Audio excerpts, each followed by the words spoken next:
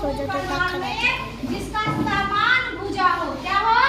समान भुजा हो, चाहे वो तीन भुज हो, चतुर्भुज हो या पंचभुज हो या षष्ठभुज हो या सतभुज हो या अष्टभुज हो या नवभुज या दसभुज हो, उससे कोई लेना देना है।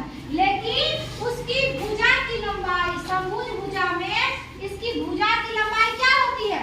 समान होता है। समभुज भुजा की बहुभुज भुजा परिवार में इसकी भुजा की लंबाई क्या होती है? भुजा की लंबाई क्या होती है? लंबाई समान होती है, एक समान होती है। क्या होती है? होती है।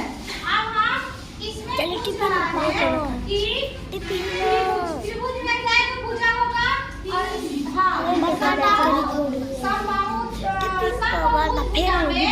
और भुजा, जब हम उसके भुजा को निकालेंगे और कोण को निकालेंगे तो कौन सा अनुक्रम प्राप्त होगा?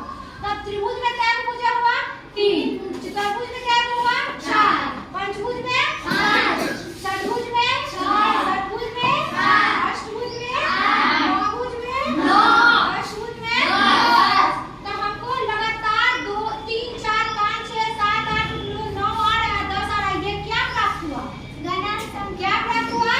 गणन संख्या प्राप्त हुआ। जैसे कि 1, 2, 3, 4, 5, 6, 7, 8, 9 गिनती करते हैं ना, गिनती है ना, ये क्या प्राप्त हुआ? गणन संख्या।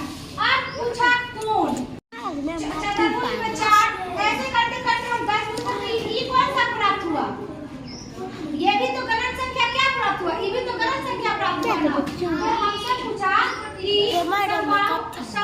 बहुभुज के भुजा और कोणों का अनुक्रम एक समान प्राप्त होता है। अनुक्रम